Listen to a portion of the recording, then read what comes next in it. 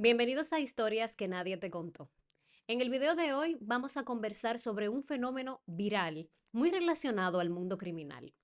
Pero antes, como siempre, te invito a que si te gustan las historias reales y el relato de los casos criminales, te suscribas al canal para que disfrutes de todo el contenido nuevo. Ahora sí, para conocer todos los detalles de esta historia, quédate, acomódate y pasemos a los hechos.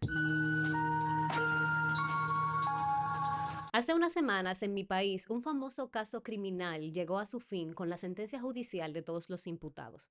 A uno de los jóvenes lo sentenciaron a 30 años de cárcel cuando lo encontraron culpable del delito de robo agravado, en el que además perdió la vida una persona. Ese proceso fue extremadamente publicitado y seguido por los medios de comunicación, al punto de que cada día salía una noticia nueva sobre ese caso y sus imputados. Hasta ahí todo en orden. Parecería que se trata de un proceso judicial más.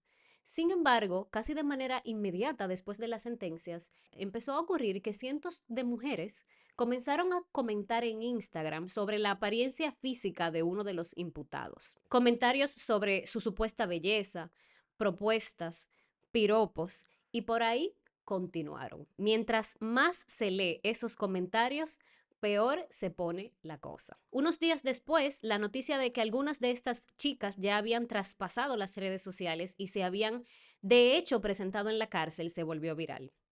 Ojo, fueron a la cárcel sin conocerlo. Y dije, un momento, esto ha pasado antes. Y no una, sino muchas veces. Pero antes de ver otros ejemplos en la historia del crimen, ¿por qué no nos detenemos un momento a ver de qué se trata este fenómeno y por qué sucede? La hibristofilia, en su definición original, es descrita como una parafilia en la cual una persona puede sentirse atraída por personas que se ha conocido que han cometido algún tipo de crimen, desde robo armado hasta homicidio. Pareciera que este tipo de atracción ocurre en su mayoría en mujeres. La comunidad científica no tiene un único consenso sobre cuál es el origen de este fenómeno, pero sí diferentes análisis han llevado a encontrar factores comunes en estas personas, específicamente en las mujeres, como por ejemplo la exposición a algún tipo de trauma de manera previa. Y en el caso de las mujeres que establecen relaciones con hombres encarcelados, suelen venir de relaciones amorosas abusivas o tóxicas. Algunos científicos hablan de que la hibristofilia puede ser el resultado de tener tendencias violentas propias y mediante esta atracción quienes lo viven construyen una identidad criminal sin tener que cometer un crimen. Otros lo relacionan más con ideas fantásticas de rescate, es decir, que algunas de estas mujeres podrían tener la idea de que pueden reformar a estos criminales, cambiarlos. Pero en general estas son posibles causas y ninguna ha sido reconocida como única y definitiva. De hecho, la hibristofilia no está incluida en el DSM, el Manual Diagnóstico y Estadístico de los Trastornos Mentales. ¿De qué se trata? ¿Preferencia por el malo? ¿Deterioro social? ¿Mujeres que quieren ser redentoras? ¿O una simple tendencia? Lo cierto es que en las redes sociales, especialmente en TikTok, la atracción por los criminales queda demostrada. Los videos y publicaciones van desde la romantización de estos sujetos hasta la solicitud de rebajar sus condenas. De hecho, aquí mismo en el canal tenemos el relato de varios casos que se viralizaron porque básicamente los imputados desarrollaron algo así como un club de fanáticas. Por ejemplo, el caso de Isabela Guzmán, imputada por acabar con la vida de su propia madre. Sin embargo, lo que se viralizó fue lo guapa que supuestamente la veían algunos. O el caso de Cameron Herring, un chico que en una carrera ilegal de autos acabó con la vida de una madre y su bebé. Y en esos mismos videos que hemos hecho en el canal, me puse a buscar y encontré comentarios efectivamente de ese tipo. Pero antes de las redes sociales, los criminales ya tenían seguidoras y fanáticas que iban desde compartir correspondencia con ellos, visitarlos con mucha frecuencia a la cárcel e incluso llegaban a casarse. Por ejemplo, el caso de Ted Bundy de finales de los años 70 y principios de los años 80, que décadas después sigue siendo reconocido como un monstruo. Esta persona acabó con la vida de más de 30 mujeres, de la manera más brutal y sádica pensada, y sin embargo tuvo fanáticas desde el día 1. A continuación les voy a mostrar los cortes con mujeres que logró entrevistar un noticiero de la época que se apersonaron al juicio de Ted Bundy. No, he's gonna get me next, But yet you're fascinated by him. Very, very. Every night when I go to bed, I just, I get very scared. I shut my door and lock him. I'm not afraid of him. He just doesn't look like the type to kill somebody. You try to imagine yourself in his place and to see how he's feeling looking at the pillows. El caso de Ted Bundy incluso llegó tan lejos que él se casó durante uno de sus juicios con Carol Ann Boone, con quien luego, mientras estaba en prisión y condenado a la pena de muerte, además tuvo una hija. Aunque en este caso Carol conocía a Ted desde antes de saber que él era un criminal, lo cierto es que no se alejó ni por un momento después que supo toda la verdad sobre el asesino serial. Lo mismo pasó con Richard Ramírez, conocido como el acosador nocturno, The Night Stalker, un asesino serial que mantuvo en vilo a San Francisco durante los años 1984 y 1985. Con un modus operandus que dificultó su captura, ya que ni siquiera tenía un perfil de víctima, sino que simplemente entraba a los hogares donde encontraba la puerta abierta, lo que lo hizo dañar a mujeres, hombres y niños. Tuvo un total de 14 víctimas. Con una conducta claramente antisocial y también condenado a la pena de muerte, Richard Ramírez también tuvo su fanaticada. I sent him a bunch of my poetry and he sent me some back because I was trying to teach him how to do it right. And he sent me some drawings and I just find them interesting.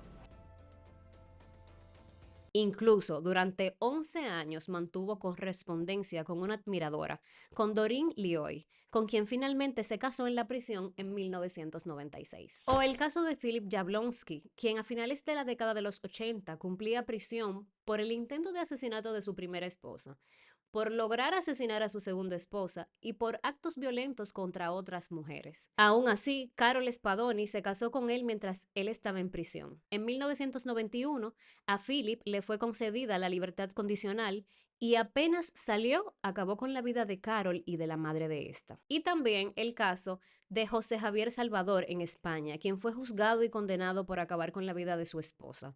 Cumplió prisión y cuando consiguió la libertad, poco tiempo después volvió a acabar con la vida de otra mujer. Pero en esa ocasión se trató de la abogada que le defendió en el juicio y que consiguió que recuperara su libertad, con quien mantenía una relación amorosa. Pero ¿qué pasa cuando las mujeres sí llegan a concretar estas relaciones fantasiosas como en los ejemplos anteriores? ¿Qué pasa cuando se casan o se hacen novias de estos perfiles criminales? Bueno, a veces son víctimas de estafas o directamente de violencia, y en casos extremos pueden incluso volverse figuras activas y delinquir con ellos. Cuando esto último pasa, se conoce como el síndrome de Bonnie and Clyde, en alusión a la famosísima pareja de delincuentes que asaltó bancos y acabó con policías en la década de los años 30. Pero yo sé que ustedes también se preguntan lo mismo que me pregunté yo. ¿Existe algún caso documentado de esta atracción a la inversa? Es decir, ¿existe algún caso en el que sea un hombre que se sienta atraído por una mujer criminal? Y de hecho, sí, existen estos casos, aunque en menor medida. Un ejemplo es el caso de Joan Dennehy, quien fue sentenciada a cadena perpetua por acabar con la vida de 3 hombres. Sus 3 cómplices, todos hombres, también recibieron una condena por ayudarla después de cometer los crímenes. Mantenían una relación de admiración con ella y en el caso de uno de ellos era directamente su amante.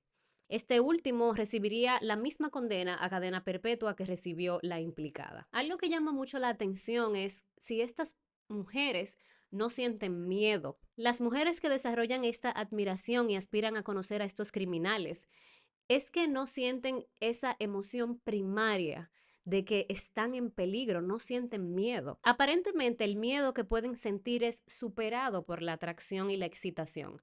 Y muchas veces si logran concretar estas relaciones, que afortunadamente casi nunca sucede, pero cuando lo hacen suelen verse vulneradas o victimizadas de alguna manera por estos criminales, como el ejemplo de Philip Jablonski que mencionamos antes. En un mundo donde las líneas entre la realidad y la fantasía a menudo se desdibujan, estos casos nos recuerdan que la atracción puede ser un terreno peligroso.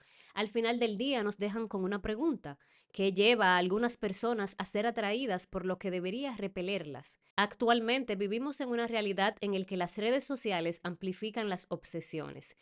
es crucial que recordemos que detrás de cada criminal hay víctimas, hay dolor y hay vidas destrozadas. Hasta aquí hemos llegado con el video de hoy. Espero leerte en los comentarios.